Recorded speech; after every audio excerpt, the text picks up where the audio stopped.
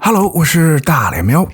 那平时如果想在这个手套的基础上呢，去制作这样的盔甲，一般情况下都会用遮罩在手套上呢画出这样的形状，然后用提取的方式呢将形状提取出来。但是这个遮罩就需要我们一点点的通过笔刷去给它填充上，那整个的这个过程呢还是比较花时间的。ZBrush 2023的版本呢出了一个遮罩的新功能，叫做屏蔽区域，可以帮助我们迅速的填充遮罩。那它的用法呢也很简单，就是在模型上画出一个封闭的轮廓，然后点击自动处理区域，整个形状呢就会自动填充，再也不用自己一点点的去涂了啊，非常好用的一个功能。那如果有很多个形状穿插在一起的话，它也能处理的不错。直接点击自动处理区域啊，就会填充所有形状。那如果先点击分析区域，底下填充区域的选项呢就会被点亮。这个时候我们需要用遮罩告诉它我们要填充哪个部分。比如我想填充形状交叉的这个区域，就用遮罩在这里呢画一笔，然后点击填充区域就搞定了啊，非常好用。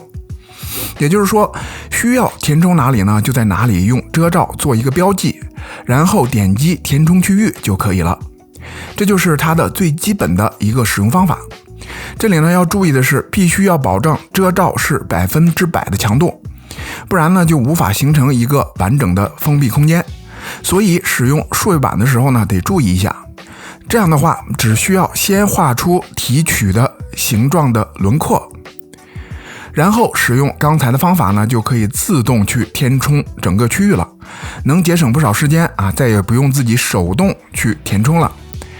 然后就是提取形状啊，使用 Z-Remeasure 重新拓扑，镜像并焊接形成一个对称的形状，方便操作。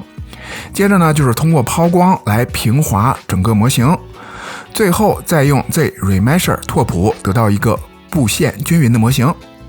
这样就能比较快的直接从手套上得到一个盔甲的低模。但是有的时候虽然表面看上去好像是封闭的区域，自动填充的时候呢还是会出错，这是因为模型的面数比较低，遮罩实际上呢可能并没有被封闭起来。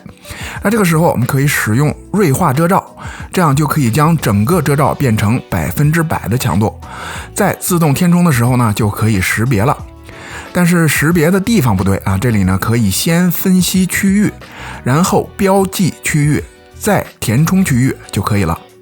这就是关于屏蔽区域这个功能的使用方法。能力一般，水平有限，希望能帮助到你。这期的分享就到这里，感谢观看的你，我们下期见。